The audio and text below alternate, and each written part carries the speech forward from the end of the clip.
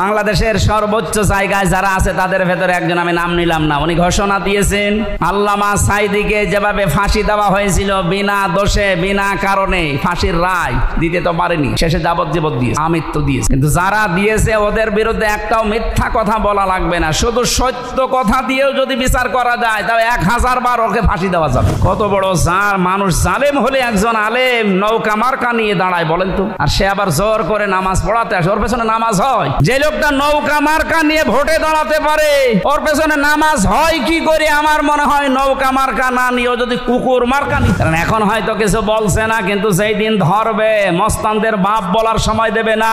আল্লাহ আগস্টের 5 তারিখে যেমন দেয়নি দুপুরের খাবার খেয়ে যাবে, সে সময় দেয়নি, খালি 5 মিনিট চেয়েছিল যে একটু লিখে যায়, বলে কিসের লিখা আসতেছে?